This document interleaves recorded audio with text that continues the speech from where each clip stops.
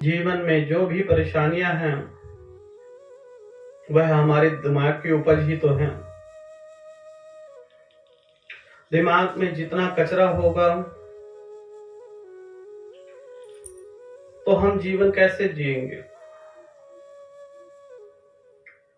कहने का अर्थ है, अब आप एक गिलास भरा हुआ रखिए और एक गिलास खाली, तो जो गिलास भरा हुआ है वह खाली गिलास में आ सकता है, परंतु आप दोनों गिलास भर दीजिए और दूसरे गिलास का पानी उस दूसरे गिलास में डालकर देखिए, क्या वह गिलास भर लेंगे आप? नहीं, क्योंकि जो पहले से भरा हुआ है उसमें दूसरे गिलास का पानी गिर ही जाएगा।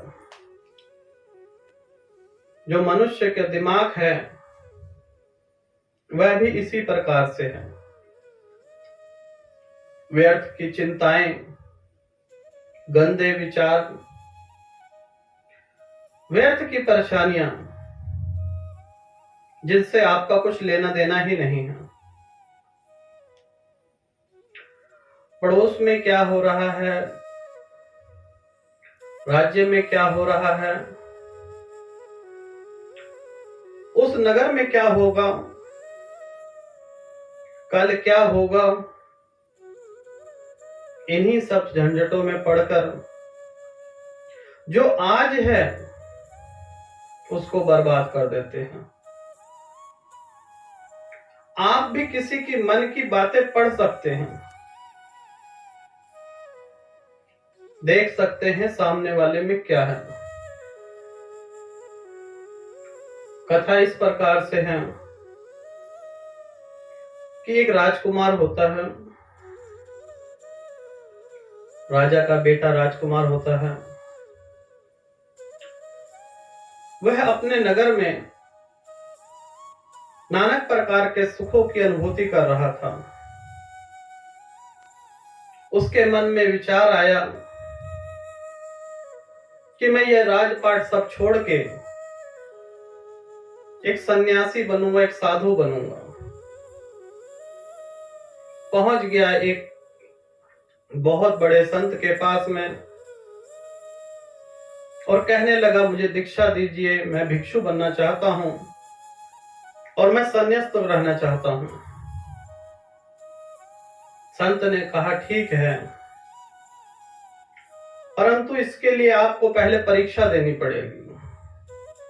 राजकुमार कहने लगा, जैसी आपकी गुरुवर आ गया। संत ने उसे दूर राज्य में भेजा कि जाओ, एक दिन वहां पर रहो,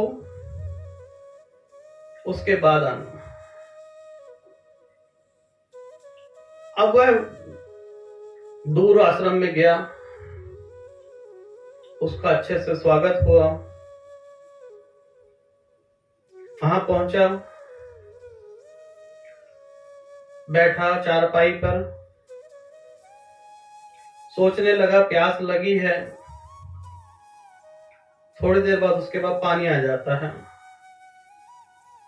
पानी पीने के बाद थोड़ी देर आराम करता है। सोचने लगा कि मुझे भूख लगी है। ध्यान लगाया, थोड़ी देर बाद उसे खाना मिल गया। खाना मिलने के बाद सोचने लगा कि कुछ आराम कर लेता हूं। वहां पर जो सेविका थी उन्होंने कहा, आइए राजकुमार, आराम कर लीजिए। आराम करके वह बाहर निकला। सोचने लगा, चाय पानी पी लेता हूं।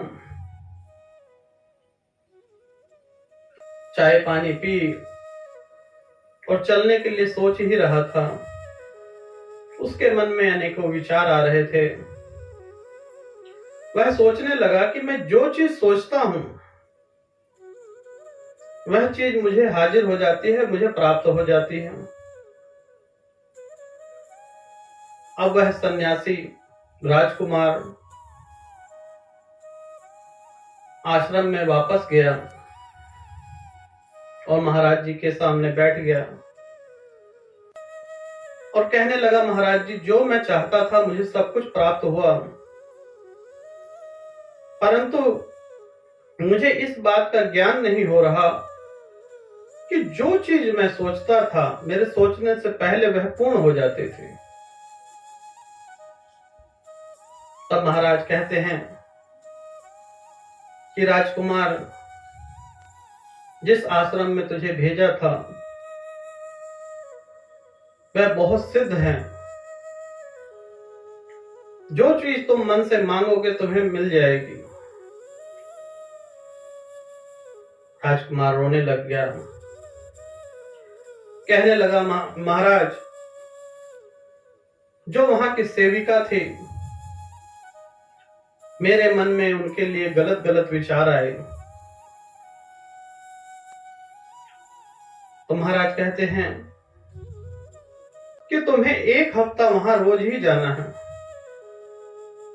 राजकुमार कहने लगा, मुझे और कोई सजा दे दो, परंतु मैं वहां नहीं जाऊंगा। परंतु संत महाराज ने कहा, तुम्हें मेरी आज्ञा माननी ही होगी और वहां तक 15 दिन तक तुम्हें रहना ही होगा। राजकुमार गया। वहां पर उसके मन में गंदे विचार आते रहे, परंतु धीरे धीरे करके उसके विचार शांत होने लगे और वहीं से वह ज्ञान प्राप्त करके वापस 15 दिन में आश्रम में आया और महाराज जी को मत्था टेका और कहने लगा कि गुरुवर, आपने मेरा जीवन बदल दिया। जो निरंतर मेरे गंदे विचार थे मैंने किसी प्रकार से उसे दबाए नहीं, वह आते गए, धीरे धीरे वह समाप्त होते गए और अच्छे विचारों से मुझे अपने परमात्मा के दर्शन भी हुए। इसी प्रकार से जो मनुष्य है भटक जाता है, बाहर इधर उधर सब कुछ चाहत रखता है, परंतु जो मनुष्य के अंदर है कभी देखना ही नहीं चाहता। गलत धारणाओं में, गलत विचारों में यूं ही भटकता रहेगा और यूं ही भटक कर मर जाता है। परंतु जब तक अपने अध्यात्म को पहचानोगे नहीं, मारना किसी चीज को नहीं है, मारोगे तो वह जिंदा हो जाएगी। उनको आने दो, जैसे जैसे वह आएंगे धीरे धीरे समाप्त होती जाएगी। आपके अंदर की जो भी इच्छाएं हैं उनको उत्पन्न होने दो। जब तक कि आप उसे उत्पन्न नहीं होंगे, उसे स्वीकार नहीं करेंगे, तो वह फिर से उग जाएगी। जिस प्रकार से खाली मैदान में आपने घास देखी होगी, जब बरसात आती है तो वह फिर से हरी भरी हो जाती है। उसी प्रकार से जो आपके मन में गंदे विचार आते हैं उनको आने दीजिए और ध्यान अध्यात्म करते रहिए। धीरे धीरे आपके गंदे विचार खत्म होते जाएंगे और अध्यात्म में आपका मन लगता जाएगा।